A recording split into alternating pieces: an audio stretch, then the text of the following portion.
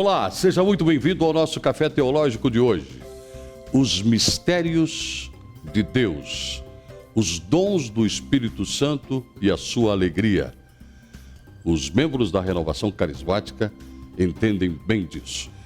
Os nossos convidados presentes aqui na nossa mesa, nesse café, são o Antônio Carlos Lugnani, coordenador da RCC. Bem-vindo, Antônio Carlos. Muito obrigado. Obrigado por estar aqui. O André Luciano dos Reis, que é coordenador do Ministério de Artes e Música. Obrigado por ter vindo, Luciano. Eu que agradeço o convite. André, nome de apóstolo. E ali a Gislaine Palhano, que é participante, é um membro da Renovação Carismática. Obrigado por ter vindo também. Eu que agradeço a oportunidade. Obrigado. Bom, vamos aproveitar essa oportunidade nesse Café Teológico para atualizar alguns dados importantes. Como é que surgiu a Renovação Carismática Católica, meu caro Antônio Carlos? A Renovação Carismática, ela surge de uma experiência numa universidade americana, que por sinal chama-se Universidade do Espírito Santo de Duquesne. E eles se reúnem num tempo em que alguns estudantes começam a se perguntar daquele movimento no Ato dos Apóstolos, que era tão clara a ação do Espírito Santo, e que de repente ela não se torna, quer dizer, nós não duvidamos de forma alguma da ação concreta do Espírito Santo na vida da igreja, mas aquela ação mais explícita, parece que tinha, e eles queriam viver de novo essa experiência. Então, num retiro de fim de semana, eles tiveram essa experiência que nós chamamos de uma efusão do Espírito Santo ou de um batismo no Espírito Santo. E ali começou então esse movimento que se expandiu assim, sabe, Sérgio, tão rapidamente por toda a igreja, pelo mundo todo, que só pode ser uma coisa de Deus mesmo, né? Foi extraordinário. Dá para entender então que naquela universidade do Duquesne que você falou, aconteceu ali um Pentecostes? Com certeza. Com certeza. Aliás, Sérgio, os estudiosos classificam esse surgimento desse movimento, desse novo Pentecostes, dentro do movimento do Concílio Vaticano II. Como o Papa João XXIII, ele pede que se abrissem as janelas ao Espírito Santo. Para que ele soprasse. Exatamente. Então, limpasse o ranço que estava ali na igreja e trouxesse uma renovação. Isso. Novo adornamento. Isso. Esse foi internacional, hein? Então, nós entendemos que o Concílio Vaticano II, sim, ele é o grande Pentecostes da igreja. A Renovação Carismática Católica é apenas um movimento do Espírito dentro da igreja, porque, convenhamos, a igreja teve um renascimento maravilhoso na segunda metade do século, né? Quero perguntar agora para o nosso querido André, que coordena a parte artística e também o Ministério de Música da Renovação. A música está muito ligada à Renovação Carismática porque ela leva os corações e o espírito para algumas, digamos, viagens, digamos assim, muito profundas, de enternecimento, de alegria, de profundidade, né? Muita gente pergunta, a gente chega num grupo de oração e está lá o pessoal...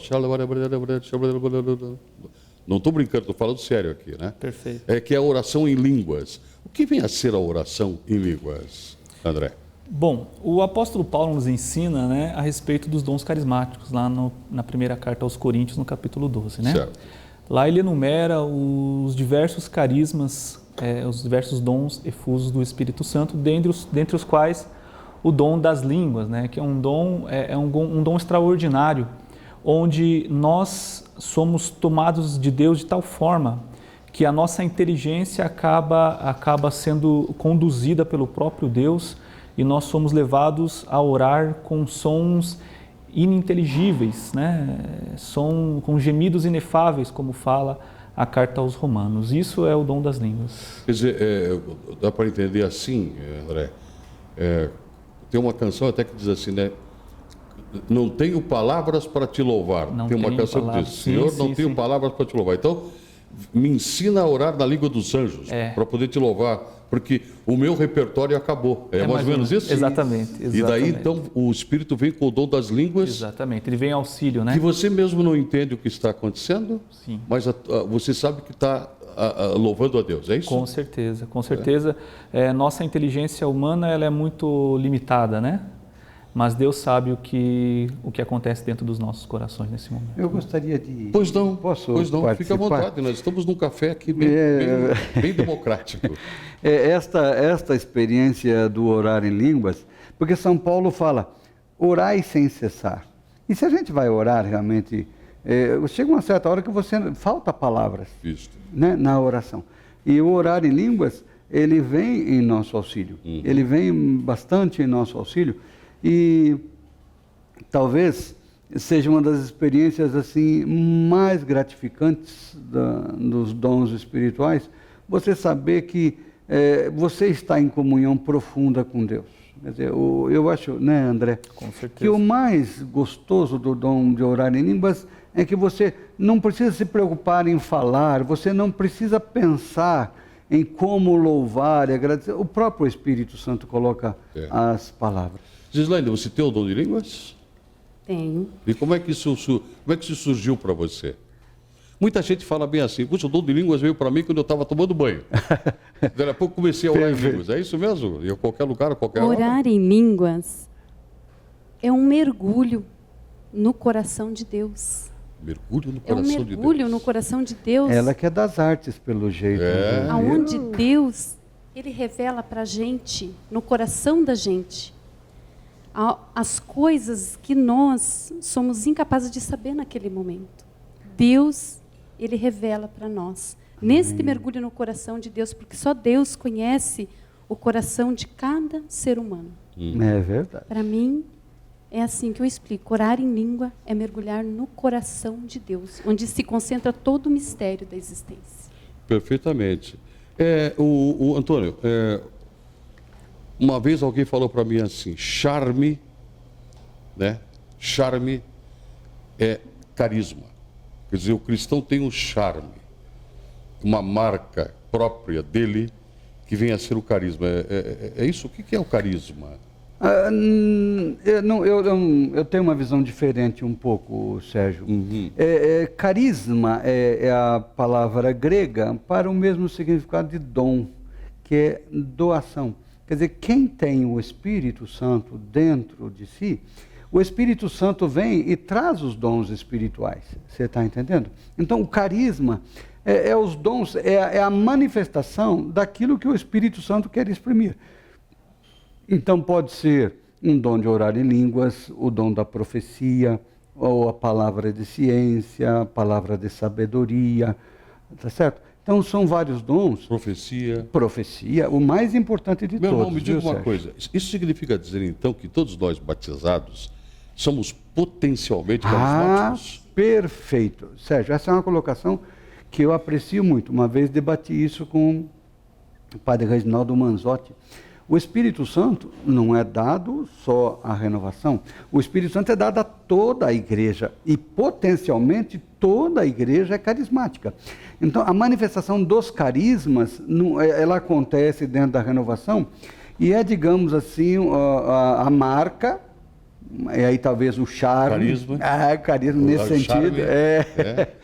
Da renovação carismática que expressa esses dons. Mas ele é dons da igreja. E para todos os cristãos, sem distinção. Perfeito. André, o que é o batismo do Espírito Santo? Boa pergunta. Olha, o batismo no Espírito Santo é uma experiência tremenda de um renascer em Deus. Eu, de uma forma bastante resumida, diria isso, né? Todo cristão, todo batizado precisa nascer de novo. É semelhante a um copo com água, né? Que você vai colocando de repente um monte de coisa suja dentro e aquele copo acaba perdendo a sua beleza.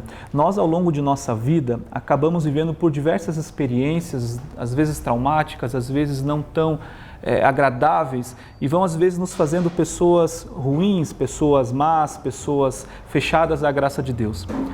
O batismo no Espírito Santo, a efusão no Espírito Santo, é justamente trazer toda a pureza de Deus de novo aos nossos corações. Você teve a experiência do batismo no Espírito Santo, Gislaine? Com certeza. Como é que foi isso? O batismo no Espírito Santo, o primeiro batismo no Espírito Santo, para mim foi muito marcante. Porque não foi algo só no espírito, no sentido espiritualmente falando, né? Foi a experiência física, onde a gente literalmente não consegue ficar em pé. É um sono profundo. Você está falando do repouso no Do Espírito? repouso no Espírito. Meu primeiro batismo no Espírito Santo foi dessa forma. Quando eu consegui levantar-me, eu me reconheci uma nova pessoa. E esse batismo no Espírito Santo, eu peço todos os dias. Porque é preciso nascer de novo todos os dias. Como diz o Padre Zezinho na canção, e batiza todos os dias outra vez? Não? Exato. Água viva lá? Exatamente. És água viva, és vida nova. E todo dia me batizas outra vez. É esse pedido? Exato. Sim, porque há um desgaste diário da sua vida. Você toma água o dia todo. E isso precisa ser renovado constantemente, porque todo o universo está em mudança constante, né, André? Exato. Sim, sim. Aliás, o próprio livro dos Atos dos Apóstolos, né, no capítulo 2, ele fala da experiência do primeiro Pentecostes. Certo. Né? Mas logo no capítulo 4, já fala novamente uma nova experiência de Pentecostes com os apóstolos. Logo após a prisão, né, dos apóstolos, quando eles voltaram, eles pediram que um novo ardor, um novo fervor, né, que com todo o desassombro eles continuassem a anunciar a palavra de Deus, mesmo sem temer as perseguições. Estou tocando num ponto que é importante, que às vezes suscita algumas dúvidas e alguma confusão. O dom de cura, por exemplo. Eu quero falar sobre isso. Mas você me permite ainda voltar na questão anterior? Sim, daí a gente pode deixar o dom de cura para o próximo bloco. Perfeito. Fique à vontade. Deixamos como uma indicação, um gancho. Isso. Porque eu acho, sabe, Sérgio, que as pessoas precisam saber que eu, ou o André, ou a Gislaine que estamos aqui, ou você, nós não somos privilegiados para ter essa experiência do batismo no Espírito Santo. Tá certo? Quer dizer, a gente é o quê? Nós somos batizados, crismados, somos membros da Igreja Católica Apostólica Romana e que para viver um projeto de Deus precisamos desse impulso do Espírito Santo. Mas não só nós aqui, mas todos aqueles que quiserem viver uma vida de santidade, todos aqueles que quiserem viver o que Jesus fala, Sérgio, sem o batismo no Espírito Santo, não consegue. Ou seja, quem é que pode viver lá o Sermão da Montanha se o Espírito Santo de Deus não estiver agindo em nós? É verdade. Eu gosto sempre de ir nas citações bíblicas, porque elas sustentam a discussão, né? Perfeito. Jesus, na festa dos tabernáculos, fica em pé e grita, né? Quem tem sede, vem a mim e beba. Isso, e do seu interior jorrarão rios de água viva. Para saciar a sede dos outros. Quer dizer, esta água está à disposição de quem tiver sede. Isso, Sérgio. Isso? Ou seja, não é privilégio de um, de A, B ou C. É de todos os batizados. Diga, André. E isso que o Antônio Carlos fala é bastante interessante, porque a experiência de Pentecostes, a experiência de fusão no Espírito Santo na igreja primitiva, ela mudou completamente até mesmo a personalidade dos apóstolos, né? A gente pega Pedro, antes dessa experiência, ele estava escondido com medo dos judeus, né? Negou Jesus e tudo mais. Após a experiência de Pentecostes, ele se pôs à frente e anunciou com todo o desassombro: aquele mesmo Jesus que vocês mataram, Deus o constituiu Senhor. No famoso discurso de Pedro, baseado na profecia de Joel. De Joel. Exatamente. E o final deste discurso, as pessoas indagam Pedro: mas o que nós precisamos fazer para receber essa experiência também? E Pedro dá a resposta para todos nós. Creiam e convertam-se. Exatamente. Nós vamos para o nosso intervalo. Como vocês viram, esse assunto é fascinante, que diz respeito aos carismas, aos dons do Espírito. Estamos aqui com os nossos membros da Renovação Carismática. No próximo bloco, eu prometo falar para vocês, com a ajuda deles, sobre o dom da cura e o dom da profecia. É só um intervalo de um cafezinho, a gente já volta.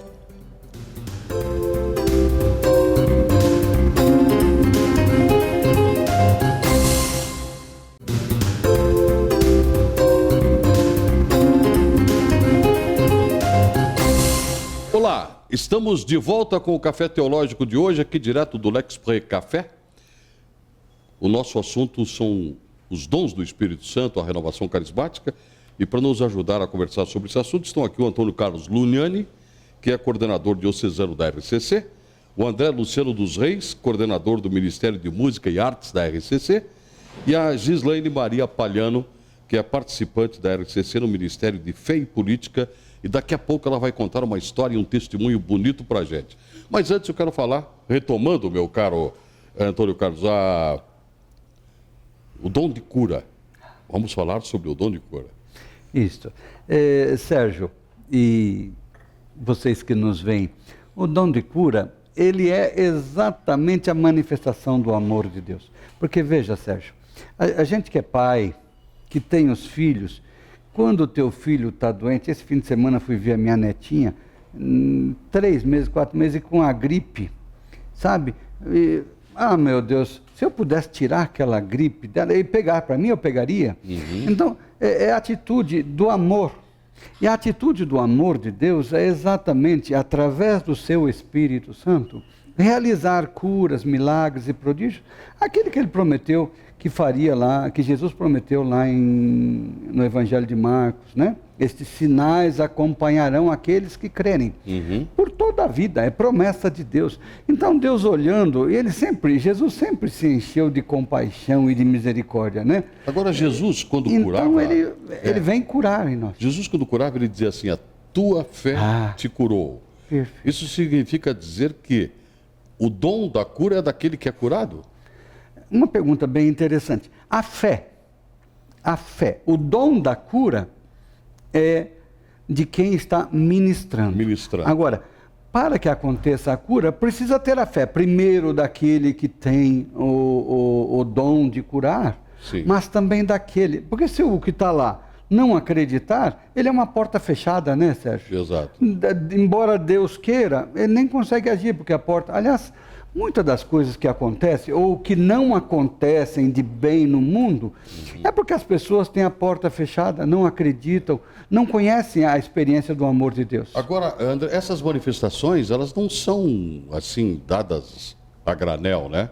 O Espírito sopra onde quer e quando quer. Exatamente. E a respeito do dom... Não dá para se programar uma cura, por exemplo? Não é verdade, né? Venham nesse domingo assistir uma cura. O Espírito não entra nessa dança. Não. É até leviano falar isso, né? Certo. Prometer alguma coisa, né? Não depende de nós, depende de Deus, né? O que eu acho sempre interessante é justamente esse ponto que o Antônio Carlos abordou. Nós temos que estar sempre dispostos, abertos, né? Temos que estar esperando o cumprimento das promessas que o próprio Jesus fez para nós. Deixa eu falar só um pouquinho mais sobre o dom de línguas. Se alguém está orando em línguas sozinho, numa manifestação, num grupo de oração, pode ter ali uma profecia, uma palavra de ciência que pode ser interpretada? Pode. Aliás, essa é uma das questões também interessantes de observar, porque a oração em línguas, ela pode ser só uma oração, Sérgio, em que eu estou em comunhão com Deus. O Espírito Santo ora em mim a Deus. E São Paulo esclarece, aquele que sonda os corações sabe do que está se passando aqui. Então esta é uma oração de comunhão com Deus que nem precisa ser rezada em voz alta. Agora, pode haver o caso da profecia em línguas.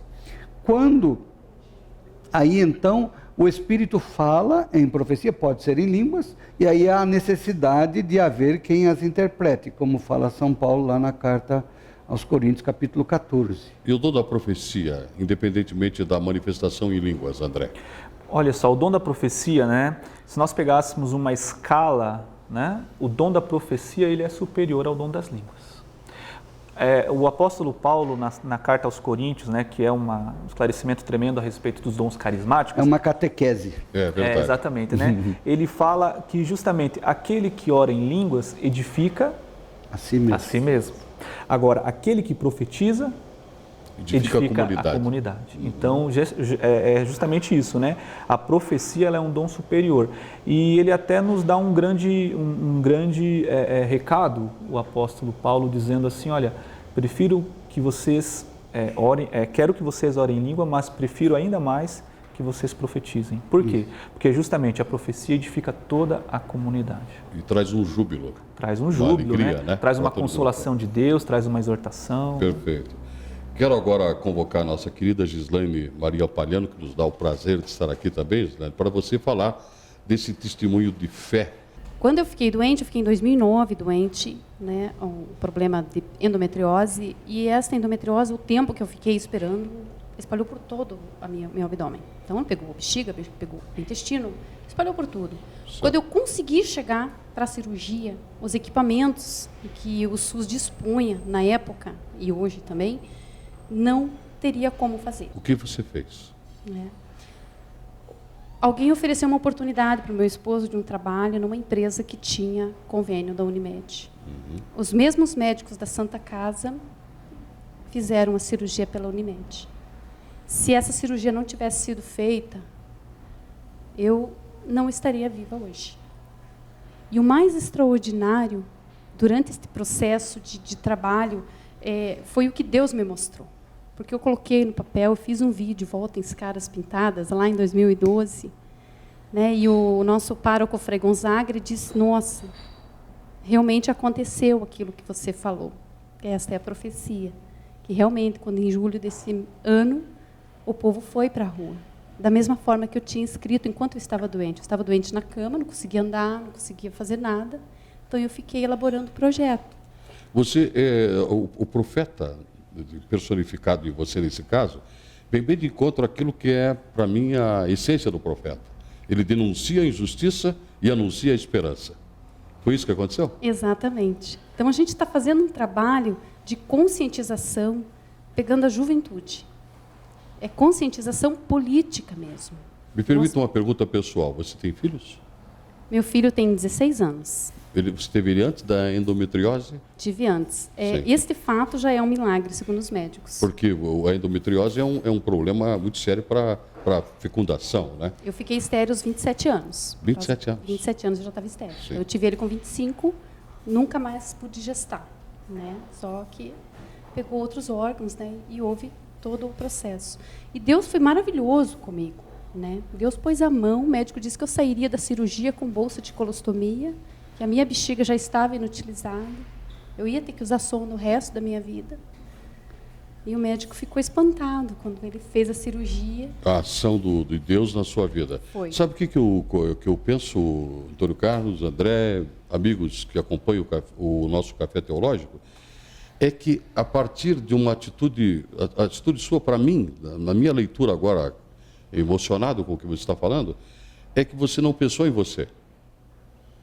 Né? Exato. Porque o egoísmo é a raiz de todos os males. Certo, né? certo. Mas você teve o seu coração aberto para dizer assim, puxa, quanta gente como eu sofre por essa falta de reconhecimento, de percepção por parte da saúde pública. Duas coisas que eu quero aproveitar disso. Tá. A gente fala que a igreja é voz do povo para defender os necessitados. Acho que esse testemunho mostra Sim. isso, sabe? Certo. E, Sérgio, foi uma das coisas que nós da Renovação quisemos apoiar esse projeto, que a gente vê as pessoas, às vezes vai para os meios de comunicação, se coloca como vítima e se põe, e a experiência da Gislaine foi assim, não, eu vou defender, eu vou ser voz, vamos lutar.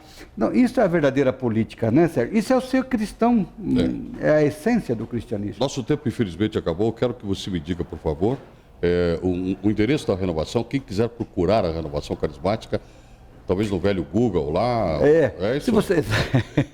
Se vocês acessarem no Google RCC Curitiba, Sim. ou RCC Paraná, ou RCC Brasil, nós temos sites. Certo. Temos grupo de oração. Aqui em Curitiba tem 240 grupos de oração esparramados em 25 setores diferentes, tem bastante grupos de oração.